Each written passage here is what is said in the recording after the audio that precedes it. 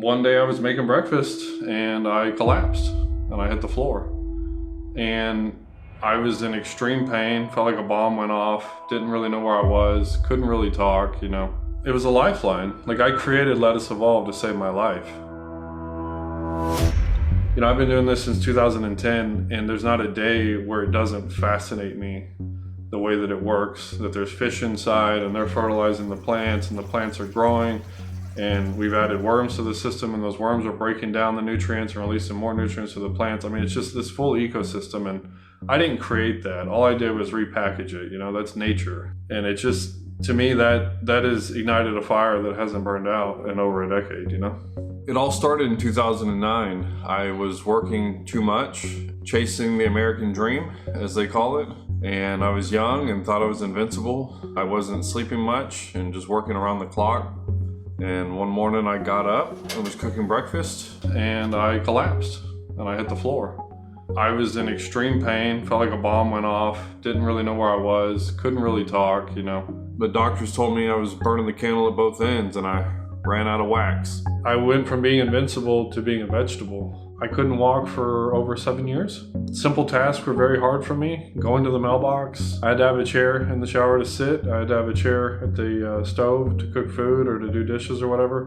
I'm 6'3" and I got down to 150 pounds. I lost a ton of weight. I was just in pain all the time. And I ended up finding this natural doctor, nutritionist guy, and he told me about the power of vegetables and stuff and fruits and that I needed to eat this stuff. Well, because I developed symptoms of hypoglycemia, I was now eating like 15 times a day and like full meals. And I wasn't hungry, I just had pain. And when I would eat, it would go away temporarily. And that costs a lot of money, to eat that often. I was surrounded by concrete on all sides, being in an apartment in the middle of the city. I didn't have any dirt to plant a garden in. And so I remember sitting in bed and there was a notepad next to my bed on the nightstand. And I just visualized instantly. I had this visual of one of those blue rain barrels that people use for water collection. And I had an idea of putting a pump in the bottom of that and having half of that be the water underneath with the fish inside. And then having a pipe go straight up from it and then have a sprinkler at the top of that pipe. And that sprinkler would spray, and then the plants would actually be drilled into the walls, like they'd go through the walls and the roots would dangle, and so that water would spray down those roots. And now I gotta build the thing, even though like I'm disabled, right? And I kid you not, I had a 2-bedroom apartment, and like, I would literally like crawl into the other bedroom and like glue parts together, and it would take me weeks to build these first initial prototypes. It just took a long time. I remember like I had strawberries and peppers, and none of my plants were fruiting. And I started reading on the internet. I called some hydroponic stores and stuff, and they said, well, when you're indoors, you don't have any bees. So it's like I became the bee. And so I remember crawling in there, and like I went around to the flowers and I started pollinating them with my finger. And like in the next day or two, like there'd be little fruits start popping up, and now I started having strawberries and peppers start coming in. And like that stuff was extremely rewarding as far as like for my therapy and like my healing process, because I didn't have much to live, like as far as what was going on in my life at that point, because I was disabled. It made me appreciate life more, because you start understanding like where this stuff comes from. And when you see it on the shelf in the store and you're like, here's a pepper, here's a tomato, here's whatever, there's no personalization. You have no idea. It's a product at that point. You view the produce as a product. It's a lot different when you grow it yourself and you see the time that it takes and the input and just the beauty of nature, that these little bitty seeds are encoded with information to grow and transform into things that we eat. And it starts off as this tiny little seed, All this stuff, to me, it did wonders for my mental health. I would literally get up in the morning because of that garden. Like, it was something that inspired me. It was a lifeline. Like, I created Let Us Evolve to save my life. Not only physically, but mentally and, and spiritually as well. Like, to me, like, the garden ended up becoming something so much more than just the garden. I mean, it's not just a product, it's a testament to myself. And I feel like to the rest of the world that anything's possible if you set your mind to it,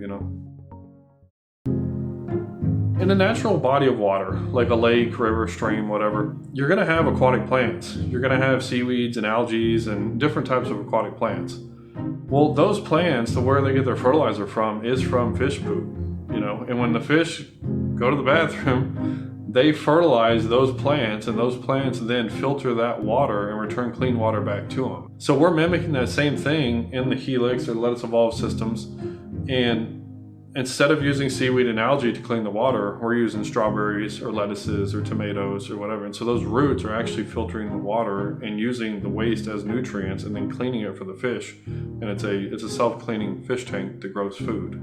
It's designed in a way that once you plant it, and you can use seeds or you can use seedlings from the nursery, pre-established plants, you put them in, you put fish inside, and you feed your fish daily and top off the tank once a week, and it grows.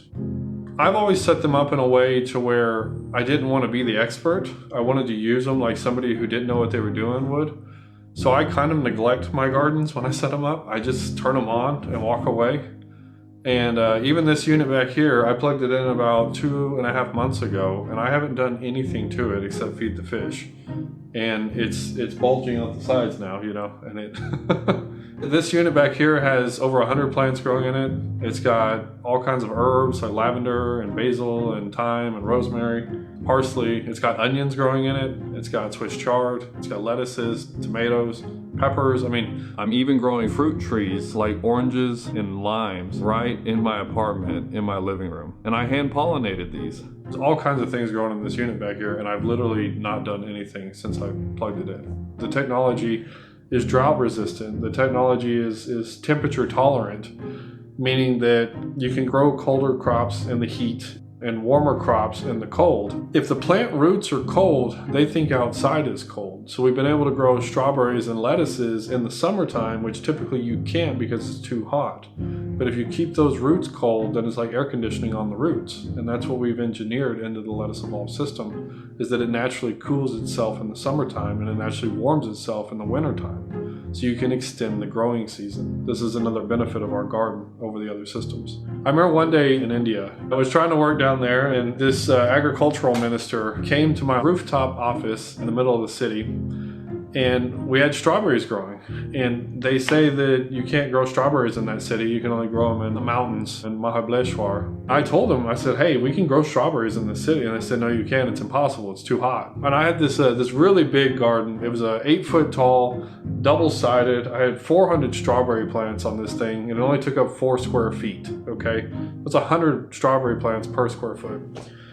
And he's telling me it's impossible, and I'm reaching on the backside of this wall, and I'm picking off a ripe strawberry, and I put it in his hand, and he bites into it, and he goes, oh, and his eyes light up, and he says, it is possible, And I said, I told you.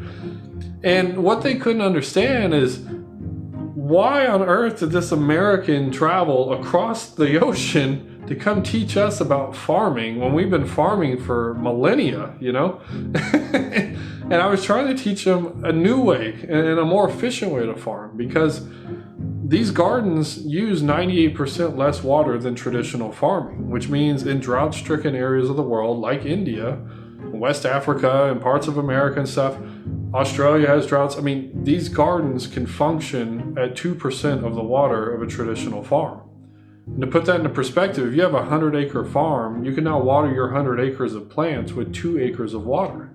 It's a huge savings. I believe that as the world evolves, having a garden inside your space, in your dwelling where you live, your residence, is going to be the same as having a fridge, a stove, a sink. It's going to be an appliance. It's going to be in every home in the future. And the reason is because people are demanding, they want to know more where their food comes from. What's on their plate, what's on it, how is it grown, has it been modified or anything like that? People want to know. And even with organic foods, what they don't tell you is if your farm is downhill from a conventional farm that's higher up the hill, and they use chemicals, harmful chemicals and pesticides and things, when it rains, that rainwater washes those chemicals off onto the organic crops.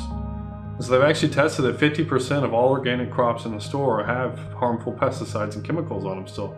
even though they were grown organically. There's just so many variables that you can't control unless you grow your food yourself, and that includes our food supply. During the pandemic, there were food shortages all over the country, and we were actually providing security to families because we were allowing them to grow fresh food in their homes by putting these gardens in their kitchen or on their patio or in their backyard.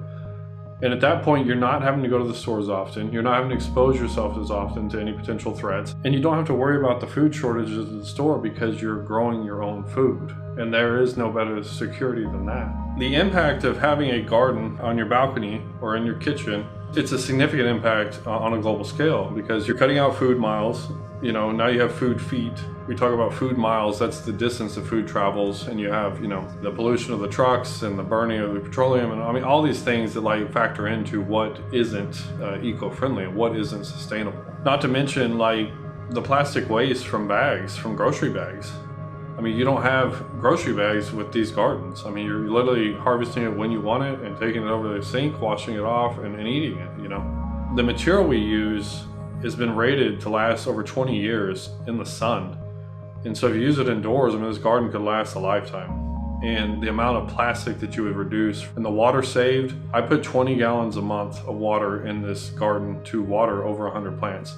And to convert that to soil, you're talking hundreds, if not thousands of gallons each month that would be going into the soil and would be going out into the ground and dissipating instead of being absorbed directly by the plant. So this is a huge savings. We say up to 98% water savings on using these gardens. Honestly, I think the more that the population moves into the city, the more we are losing that connection with fresh food. And you talk to any farmer in the world, any chef in the world, which I've interviewed a lot of executive chefs, and they say there is a taste difference between harvesting at the point of use, i.e. off your garden, and putting it in the pan or into your salad or whatever, as opposed to bringing that produce from across the country and buying it at the store that's been sitting there for days. Most of the stuff we buy at the store is actually nutrient deprived, okay? You can pump 3 things into a plant. It's potassium, nitrogen, and phosphorus. And if you give a plant those 3 things, it's going to look big and beautiful and colorful, but it doesn't mean that it has nutrients. A lot of these other hydroponic systems use synthetic fertilizers that are derived from petroleum products. They give you a package that you have to purchase each month, and they have those same nutrients in them that I mentioned earlier that just make the plants look full and healthy even though they're nutrient deprived. They have a synthetic solution to an organic problem. The Helix garden is fully natural. This is a full ecosystem that we're growing from. This is nature at its root with what we're doing with the fish. And if you do put the worms in there and you're creating this whole ecosystem and there's healthy bacteria in there that's breaking down the food and stuff to make it available. There's been a lot of studies come out about the good bacteria that is missing from soil and the trace minerals that's missing from soils because it's been farmed out, essentially. They haven't replenished it. And when you're deprived and you're sick and you're eating, food that doesn't have nutrients in it, then you're more susceptible to disease, George Washington Carver was a famous agricultural scientist, I think the early 20s. And he said that the way you treat infection in a tree is that you heal it from the inside out. You put nutrients into the soil, and that tree will then build its own immunity and it'll fight off those infections from the inside out. And he said it's the same thing with people. This is our natural defenses because of the antioxidant content and the vitamins that are available and the extra minerals and the trace elements that aren't in the normal food at the grocery store. All these things are a form of health insurance. They allow us to fortify our immune system and fight off, infections and viruses and things better because we have those tools in our body to do that. A lot of this process is getting my health back and recovering my physical well-being along with my financial well-being. I lost everything and had to rebuild a couple times. I had to learn how to re-walk again a couple times, Trying to build a business at the same time is challenging. Being an entrepreneur is hard, but being a sick entrepreneur is nearly impossible some days. But I did it, and I kept going.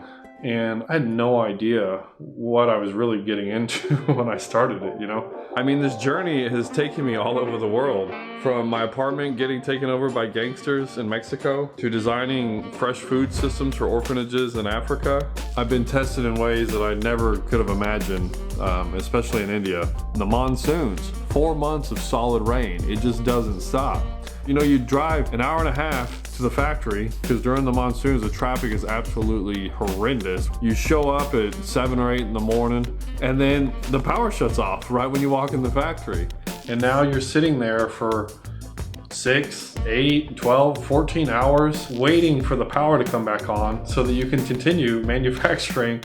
And this happened all the time. I've had to learn how to engineer in different climates, in different countries with different language barriers and belief systems. And so all of that has helped encompass, you know, who I am as a person, made me a better communicator, made me more compassionate and understanding that we all come from different walks of life. Now I get phone calls from all around the world and emails and stuff saying that I pioneered this technology and I created this and that this did not exist before I came up with it. We've had over 50 countries to date message us asking to import the products and bring them in. Whether it's different countries in the Middle East that are full desert and they don't have access to actual soil to grow food. We've had these high-end resorts that are in these remote islands that are extremely beautiful, but they don't have any land to grow food on. What about the space station? Yes, oh my God. That was one of the most interesting calls I've ever received in my life. This guy emailed me and the subject line said, "Low gravity food production on the International Space Station." And I said, "What?" And he had his phone number and said, "Call me." So I called him and he didn't answer, so I left him a message. And he called me right back within like a few minutes. And we literally started discussing, his company has had over 900 payload launches into space. They actually put the first private capsule on the International Space Station. It's never been done before. It was all government-owned property on the space station. And so they contacted me to start developing the first farm in space that would be used on the space station and other future space stations that are being planned, and then go to the moon and then ultimately have farms on Mars.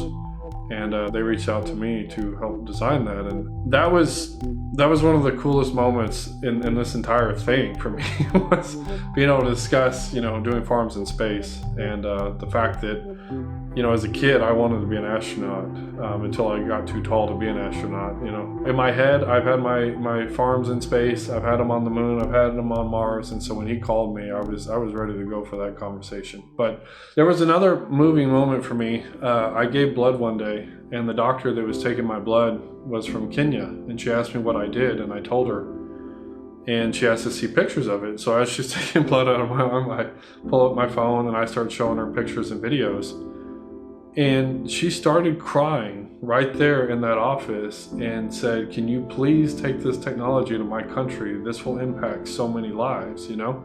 I walked away that day after I left the clinic, and she changed me. Little does she know that she changed me as a person. Like, you know, I might have been feeling down that day. I might have not felt as inspired to continue carrying this torch. I mean, I've been carrying it over a decade. I mean, it's exhausting some days. It wears you out. You know, you get your butt kicked, you get knocked down, and not to quote that song, but you get up again. And like, she really inspired me that day because it was just a simple conversation. If she didn't ask me, "What do you do?" we wouldn't have discussed that. But she literally, her eyes lit up and tears started coming down her cheeks, and she just said, "Can you please take this to my country? It will impact so many lives." And I said, "Ma'am, I'm trying everything I can to get the cost down and get the logistics worked out to where we can do this and impact those people too. I want to, you know?" And it's just, you don't think about the importance of fresh food, especially like in the more modernized worlds. Like, we take food for granted, but there's a lot of people that don't have access to it. And even though we have access to it in the more developed countries, it's not that good of quality food. And I know that because I tried eating that food to heal my body, and I wasn't as successful as I am from eating off my garden. With this Indiegogo, what we want to do is place a big enough order at the factory to where we can finally get our costs down and make it affordable for everyone else. Over the years, everyone has always said it's cool. They've always said, wow, it's amazing, you know, but the price is always what got them. I was like, oh, I'll have to go I'll start saving up. It's amazing, I want one, but can't afford it right now. Let me know if you ever put them on sale. Like, I don't know how many times I've heard this in my life. People want made in America, but they don't want to pay the made in America price. And this makes it very hard as a small business to compete with bigger companies because we get charged more for small batches. I mean, if you look at the first computer that Apple created, Steve Jobs, it was like a $10,000 unit, you know? But as you get the buying power and you get the numbers up and you're able to go to the factory, we can negotiate better rates. We can get better pricing on our manufacturing, get better pricing on our shipping costs and things like that. Like, everything comes down if we buy together and we are collective about it. It isn't let me evolve, it's let us evolve. And the nature of that is that us working together, we can achieve great things. If I'm just building gardens for myself, they're gonna cost me $10,000 a piece because I've got to pay for the tools and the manufacturing costs and the bare minimums, and you get penalized when you don't order big enough batches at the factory. I mean, this is the nature of the beast of manufacturing. And so that's what we're doing now, is we're offering this as a one-time special. You pay what we pay at the factory. This to me is kind of the saving grace as a thank you to all of our followers and supporters over the years. Everyone who's ever wanted one, this is the time to get it. When we can collectively buy together, this will be our chance to finally bring those production costs down and make it more accessible for everyone, which has been the mission the entire time.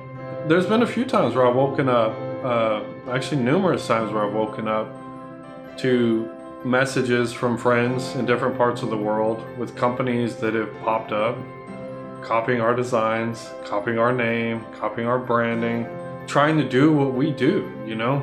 You see these things and like, they're very disheartening, especially when there's people that have more resources and power and celebrity status or whatever, and they're copying what you're doing. For one, it told me that I really had something, that these people are mimicking us. You know, there's a saying that there's no greater compliment than to take something of someone else's and claim it as your own, you know? But at the same time, like, I want to do what I set out to do, you know? I mean, I started this mission.